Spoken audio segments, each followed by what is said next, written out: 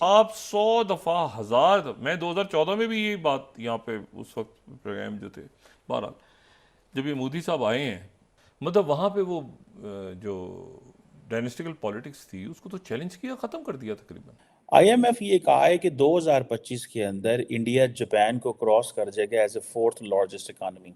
कमाल बात नहीं है कि एक मुल्क में चाय बनाने वाला जो है वो वजीर आजम बन जाता है। हमारे यहाँ देखें, इस्लामाबाद में थाना मारगला की हुदूद से गैर मुल्की शहरी को अगवा कर लिया गया। ये जो प्रोजेक्शन है, क्योंकि इंडिया की जो जीडीपी है वो कहा जा रहा है that will be 4.339 trillion in 2025 as compare to Japan which will be 4.3103 trillion. Japanese के ऊपर अटैक, 5 इंजीनियर से कराची में अटैक हुआ। फिर आज ये खबर है कि सऊदीया का जो एक सिटीजन था इस्लामाबाद में, उसे किडनैप ही कर लिया गया है। क्या कहना चाहेंगे? सबसे पहले तो ये बताएं, ऐसी खबरों से इंटरनेशनल लेवल पे जो दूसरे कंट्रीज हैं, जो फॉरेनर हैं, जो यहाँ पे आते हैं, या बिजनेस के हवाले से या ओवरऑल, क्या उनके ऊपर इम्पैक्ट पड़? सिंस ये बात चल रही है कि प्राइम मिनिस्टर मोदी ने ही पावर में आना है, तो this is going to be huge win for India.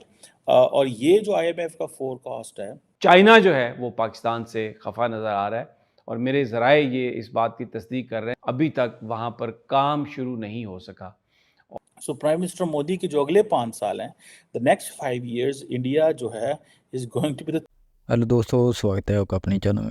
सबसे पहले अगर आपने हमारा चैनल सब्सक्राइब नहीं किया, लाइक शेयर सब्सक्राइब जो कि ऐसी वीडियो मैं आपके लिए लेके आता रहूँगा, और वीडियो को भी ज़्यादा से ज़्यादा शेयर करें जो कि वो लोगों के पास में पहुँच सके।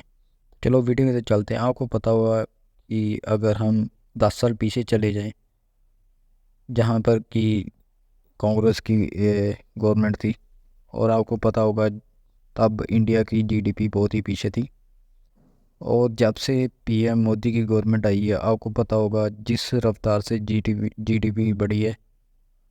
और अभी आपको पता ही होगा, पहले आईएमएफ ने अपनी रिपोर्ट निकाली थी जिसमें बोला था कि जो 2027 तक जो इंडिया है जापान को बीट कर पाएगा। और अभी ताज़ी रिपोर्ट आईएमएफ ने निकाली है जिसमें बताया जा रहा है कि जो इंडिया है वो जापान को 2025 में पीछे छोड़ देगा और वर्ल्ड की चौथे नंबर की सबसे बड़ी इकॉनमी बन जाएगा। और आप आगे इस वीडियो में जो पाकिस्तानी रिएक्शन दे सकते हैं, उनका क्या रिएक्शन आ रहा है। वैसे तो हर टाइम रोते ही रहते हैं, फिर भी आप इस वीडियो में रिएक्शन दे सकते हो। Thanks for watching. तो चलो वीडियो पे चलते हैं।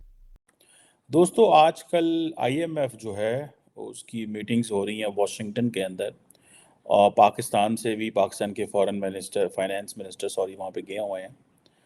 आईएमएफ ये कहा है कि 2025 के अंदर इंडिया जापान को क्रॉस कर जाएगा as a fourth largest economy. ये एक नया एस्टीमेट आया।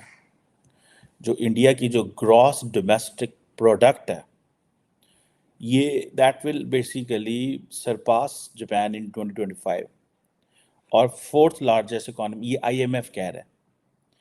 पिछली प्रोजेक्शन ये गलत थी। वो कह रहे हैं जो पिछली प्रोजेक्शन थी वो और थी, वो 27 तक थी। ये जो प्रोजेक्शन है, क्योंकि इंडिया की जो जीडीपी है वो कहा जा रहा है that will be 4.339 trillion in 2025 as compare to Japan which will be 4.3103 trillion. So वो 25 में क्रॉस करेगा। ये है इन केस अगर इंडिया के अंदर कोई सेटबैक नहीं होता, अगर प्राइम मिनिस्टर मोदी जो है he stays in power and he comes back in power. याद रखिएगा, बिकॉज इस वक्त हर बंदा इंडिया में एक ही बात कर रहा है, 75% पॉपुलैरिटी रेट है, ये है वो है, नरेंद्र मोदी पावर में आएंगे, ये होगा वो होगा। लेकिन अगर ऐसा नहीं होता तो देन ऑब्वियसली चीज़ें चेंज भी हो सकती हैं, बिकॉज जब नई हुकूमत आती है, नए फाइनेंस मिनिस्टर, नई पॉलिसीज़, नया कुछ, नई डीलिंग्स, बहुत कुछ ऐसा होता है। सो इस सिलसिले में सेटबैक हो सकता है। लेकिन सिंस ये बात चल रही है कि प्राइम मिनिस्टर मोदी ने ही पावर में आना है, तो this is going to be huge win for India. और ये जो आईएमएफ का फोरकास्ट है वो ये था, सॉरी, जो अक्टूबर में था पिछले, वो था कि इंडिया जो है वो जापान को 2026 में क्रॉस करेगा, जर्मनी को 2027 में क्रॉस करेगा। सो 26 और 27 था। सो प्राइम मिनिस्टर मोदी के जो अगले 5 साल हैं, द नेक्स्ट 5 years, इंडिया जो है is going to be the third largest economy in the world. ये जो बात है वो की जा रही है। सो ये आप समझ लें कि अब जर्मनी जो है वो 2023 में चौथी बड़ी इकोनॉमी बना था, सॉरी तीसरी बड़ी इकोनॉमी बना था। अब इंडियन जो रुपया है वो बहुत हद तक कहा जा रहा है कि इट रिमेन बैलेंस में रहा है, ठीक है जी। और इसमें सुनने में आया है कि जो रिजर्व बैंक ऑफ इंडिया उन्होंने इंटरवेंशन किया। बहरहाल ये ममालिक इंटरवेंशन करते रहते हैं, लेकिन क्वेश्चन ये है कि इंडिया को इससे एक तो एज मिलेगा, और मेरा ख्याल है कि खित्ते के ममालिक को थोड़ी सी एक जिसे कहते हैं ना, थोड़े से हालात ऐसे बिल्ड करना चाहिए कि इंडिया के साथ काम करने का माहौल बिल्ड करना चाहिए।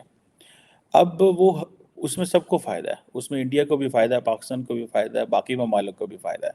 क्योंकि देखें, मुझे ऐसा लगता है, मेरी ज़ाती अंडरस्टैंडिंग ये है कि पाकिस्तान और चीन के जो ताल्लुकात हैं वो अपनी जगह, कारोबार अपनी जगह, लेकिन जो पाकिस्तान को एक एडवांटेज है लैंग्वेज का इंडिया के साथ, वो पाकिस्तान को चाइना के साथ एडवांटेज नहीं है।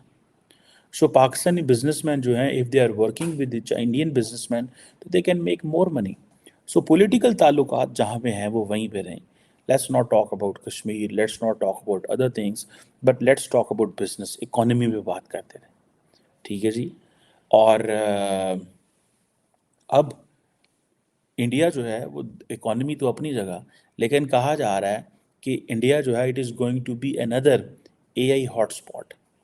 एक विनोद खोसला हैं, एक वेंचर कैपिटलिस्ट हैं सिलिकॉन वैली के अंदर, वो ये कह रहे हैं कि इंडिया जो है वो आर्टिफिशियल इंटेलिजेंस इनोवेशन के अंदर जापान एंड इंडिया